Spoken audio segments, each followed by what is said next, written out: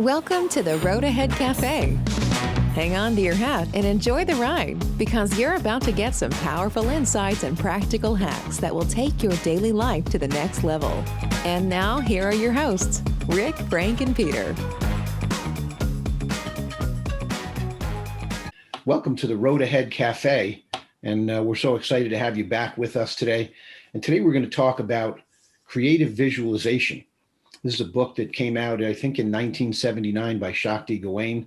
And I actually got it as a gift from my brother, my older brother, which was really instrumental on starting me on my spiritual path.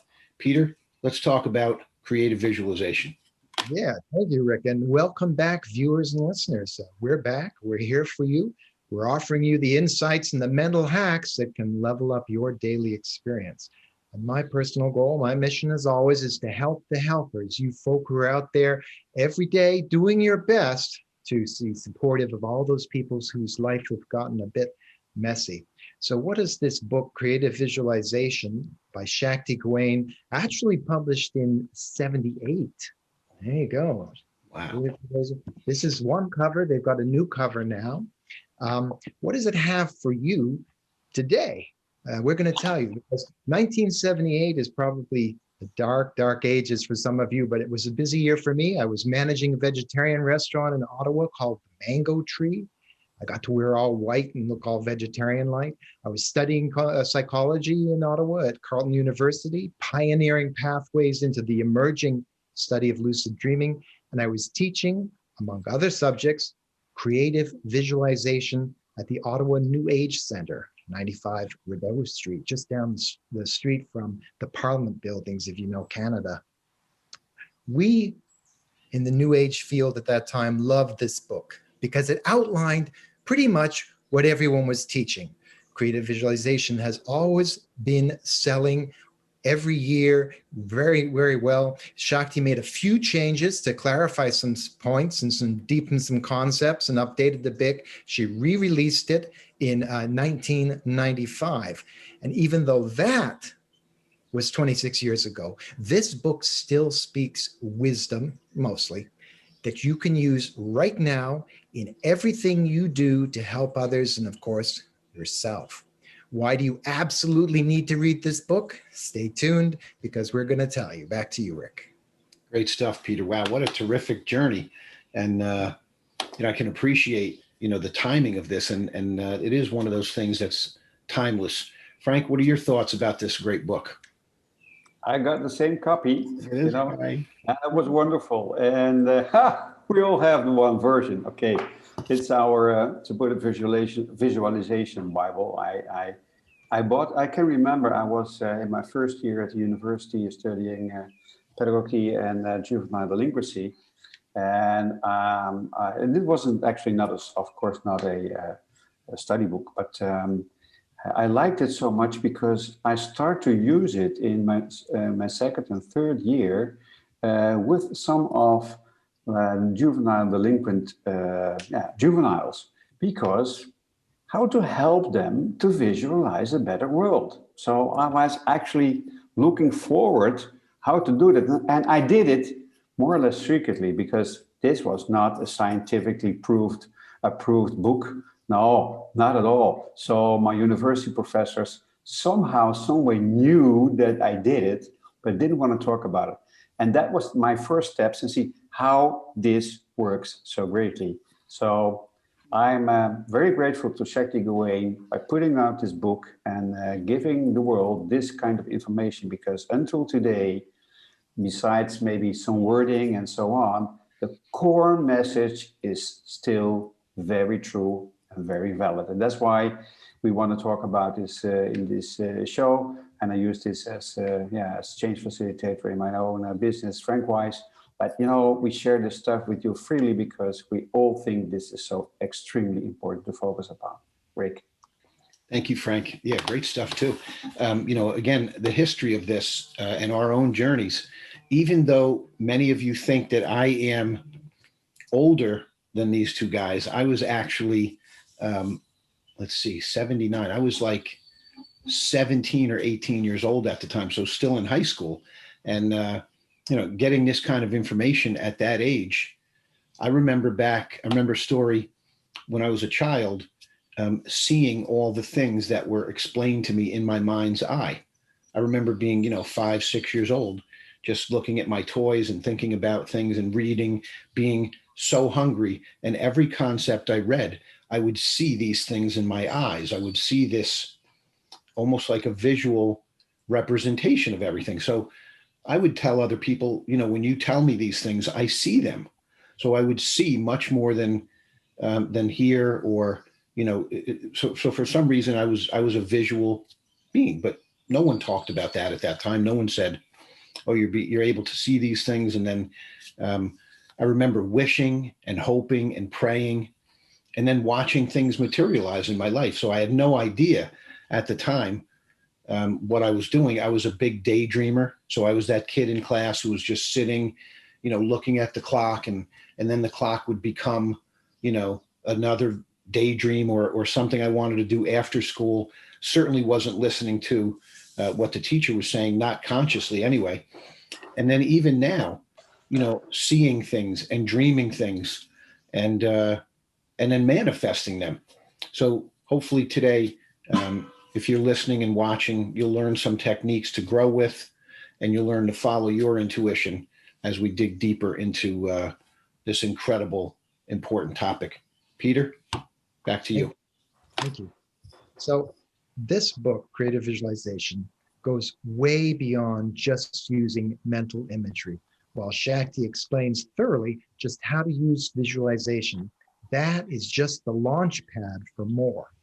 Throughout the book, Shakti recommends using affirmations alongside creative visualization, and she does a pretty good job explaining how to use them most effectively. Of course, our own episode on affirmations is way, way better than what she writes, so do check out that episode. But Shakti has some solid stuff on affirmations in here for you, all written down neatly, clearly. Shakti also touches on how to use visualization to do healings, to create an inner sanctuary where you could just meditate and relax in, and to improve so many aspects of your life, including relationships, which is a very important component of life. She gives plenty of examples, which is really useful. She gives additional techniques, meditation, tapping into your energy centers, using a treasure map to set goals, clearing blocks, and more. There's even a workbook you can buy that goes with this book if you choose to go that route. In fact, until my wife Jeannie and I re-release our book from 2000, Beyond Intuition, you need this book in your life right now. And there are 3 things I'd like to highlight about this book today. And we want you to know that while this episode of the Road Ahead Cafe is about Shakti's book, Rick, Frank, and I will be back to do an entire How to Do session episode on creative visualization later on. So get on the email list so that you don't miss that. But first, a caveat. The views of Peter M. Fellows, that's me, are not necessarily shared by my co-hosts, Frank and Rick, mostly because they're smarter than me. But I should just let that out here. I don't speak for all of us. Having said that, here's the thing. I don't get this law of attraction stuff that Shakti mentions. And by the way, just as an aside, that thing about how the law of attraction was a secret suppressed by Darth Vader and his dark, powerful minions? No. People have been talking about the law of attraction for years and years. But what Shakti says that I don't quite see is that different thoughts and feelings have different vibratory frequencies, which sounds nice. And I admit that during Mr. Charanjit Wadera's grade 12 physics class, I nodded off sometimes. I mean, it was hot in there. I'm pretty sure we never covered the differing energy frequencies of thoughts. Now, she gives an example of making dinner. First, you have the thought of having your dinner, and that magnetizes energy from the universe, which pours itself into materializing your dinner. I'm not so sure about that, because usually when I think about having dinner, it's my wife, Jeannie, who does all the work and materializing, and not the universe. Now, I'm not saying that there isn't an energy component to all life. I think there is. I'm just that I don't really see the point in suggesting that if you think hard enough about a person, the energy frequency of your thoughts are creating an energy magnet which compels that person to enter your life, whether or not they like it. And I remember being a teenager and visualizing very hard on a movie star or a model coming into my life, and it did not work. I'm just telling you, it did not work. We have that debate later. I just wanted to touch on it, put it on the table for future discussion. The second thing I want to mention was Shakti's mindfulness approach to everything she does, because while she's not using that word, you'll find that in much of the New Age literature, it speaks about how important it is to be mindful in your approach to creating the life you want, not being too attached, thinking of the greater good, going with the flow, all those things. They don't always use the term, but mindfulness is very important to the success, as Shakti points out, of your creation of reality. And the third thing I wanted to mention was Shakti's material on meeting your inner guide. Shakti writes, all of us have the wisdom and the knowledge that we need right within us. And this is a most overlooked truth and a huge part of the new book I'm writing, Pathfinding the New American Mindfulness.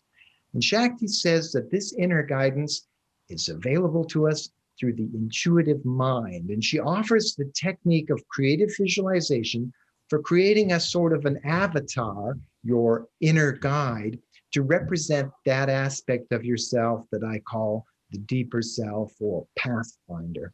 Now, this is pure gold, and it's worth the price of admission in itself. So in creative visualization, Shakti's book, you have a book that is littered with diamonds, and all you have to do is to wander through the pages and pick up whatever attracts you. Back to you, Rick. Good stuff. Wow, Peter.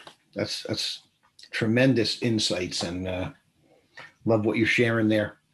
I've got some good stories about this, but we're going to go back to Frank and hear what Frank has to say about this. Frank? Well, Peter, you told a lot about this book, but I want to add something. And I think this sentence it's still in the book, and I read it right now. She says on page number 10, creative visualization, always end your visualization with a firm statement to yourself. This or something better now manifests for me in totally satisfying and harmonious ways for the highest good of all concerned. I repeat, this or something better now manifests for me in totally satisfying and harmonious ways for the highest good of all concerned. This is the core of the book. This is the core of my work. And this is the core of the Road Ahead Cafe Boys as we sit here, because this or something better opens up other avenues of exploring other roads. You never know what's going to happen, but you have visualized the idea to manifest, to make concrete, to make it happen in my life. Totally satisfying and harmonious. Satisfying is that you are joyful, and harmonious means that it not is against someone. You don't grab it, you don't steal it, you don't hold it, you share it for the highest good of all concerned. That means within your visualization, always there are people involved or circumstances, or maybe animals. You are somewhere. Always there is a context. And you do it for the highest good of all concerned, of all connected. This is the core, for me, of Shakti Gawain's visualization. Beautiful. So true. Very powerful. Thank you, Frank, for that. We will put this on the mail, and we put this on our website. I mean, I think this is a wonderful quote we can use at different times. It's not our quote; we share it, and I think we say thank you for Shakti Gawain for this quote. I think it's wonderful. Thank you. So I was thinking when I was reading through this and reviewing, I remember a story when I was a young kid. My dad had an auto body shop.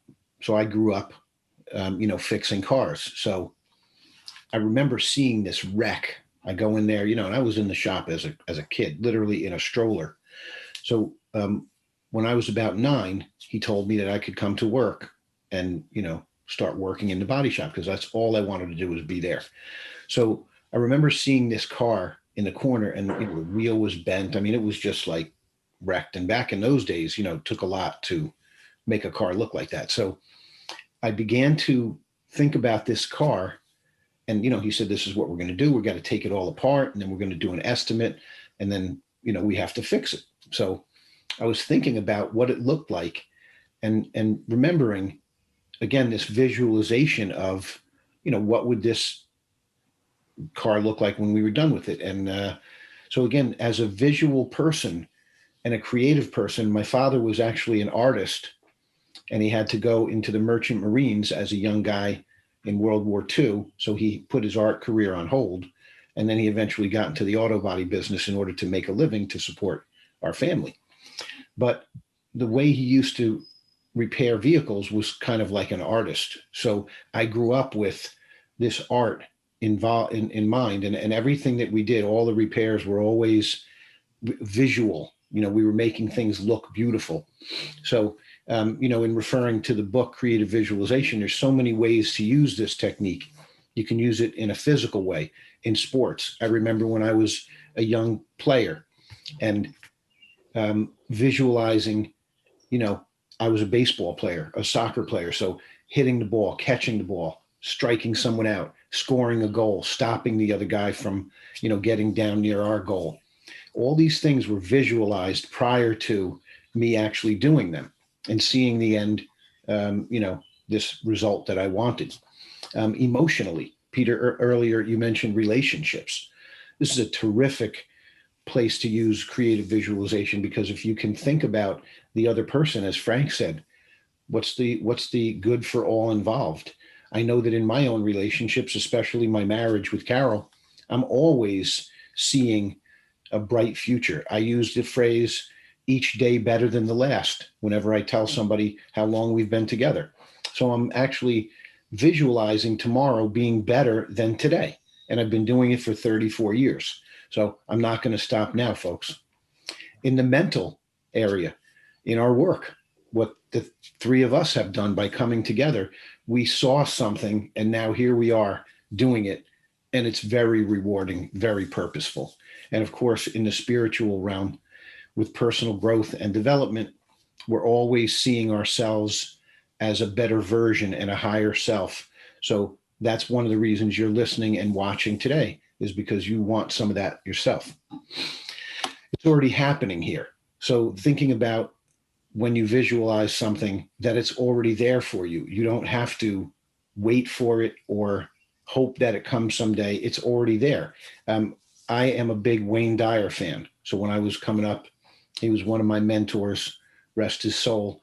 And I remember reading Seeing is Believing many times as a young person. And then all of a sudden, one day I saw Wayne Dyer said, believing is seeing.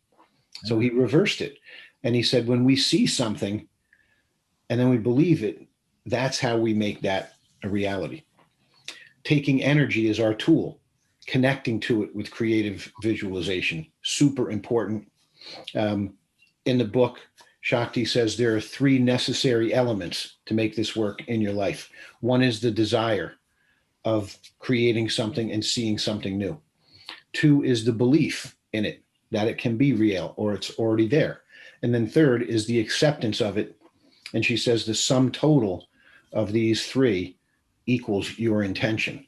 The 3 of us are always talking about intentions. As a matter of fact, before we record these episodes, we get on and we set the intention for this show so that we can deliver something valuable to all of you. This stuff is in my heart. It's proving out in my higher self. I know Peter loves to talk about source, and that's where this stuff lives. And it's all about healing and the ultimate good for all involved. So just a terrific tool and something I've used my whole life, as my partners have here. Peter, any final words on this? Yeah, I want to point out, not everybody in our audience visualizes. my daughter, for example, Natalie doesn't really see visual images. And Shakti addresses that in her book. And this is one reason I believe that she uses affirmations so much, because it's a more verbal thing. The synergy between them is fantastic, is great. But when I say to you, think of your bathroom, if you don't see images, if you have a different way of thinking, she still addresses that in the book, which I think is wonderful, and how you can still use visualization even though you're not actually seeing images. So I think she's done a wonderful job. I'd like to mention that in case people don't realize, she did pass in about 2018. Shakti's no longer with us, but she was responsible in 1977. She started a little business, a little publishing business, her and Mark Allen, called the New World Library, in their kitchen, basically, where they shared an apartment. And that's gone on to become this incredible, powerful, new age type publishing house. And I think that's just an amazing thing. And that too was done with creative visualization. So yeah, I think this is a book that should be not just on your shelf, but referred to over and over again, so that you can incorporate these techniques and ideas into your life as you go out there and work with other people or work with yourself. Rick. Thank you, Peter. Terrific summary. Frank, do you want to close us out today? Yeah, Peter, I agree with you. Some people don't visualize that easy, so there are much more in words. So, and I think that's a great combination she made in the book, the visualization techniques correlated with affirmations. What I would like to say is, what you think about and think about, you bring about. That's a different way to say what we just summarized of all the books, all the things, I should say, what we talked about regarding to Shakti Gawain. What you think about and think about, you bring about. That's a more verbal way to have exactly the same kind of result. So thank you guys for a wonderful conversation about one of the greatest books I've read. Thank you, Frank. Terrific closing comments. It's just a wonderful legacy that she left, Shakti and her people. And, I really dug in when I started reviewing and reading the very end of the book. I thought, they were so hopeful in writing this stuff and sharing it back in those days, thinking that maybe someday this wonderful legacy would touch people like us and we would still be able to continue it and to honor her. And there's no better way to say thank you, than in this format. And so if you're listening and watching today, we're giving you the same permission to go out and create your own legacy, say the things that you feel, share your ideas, and give others permission. And looking forward to seeing you next time. Thanks for joining us today on the Road Ahead Cafe. See you next time.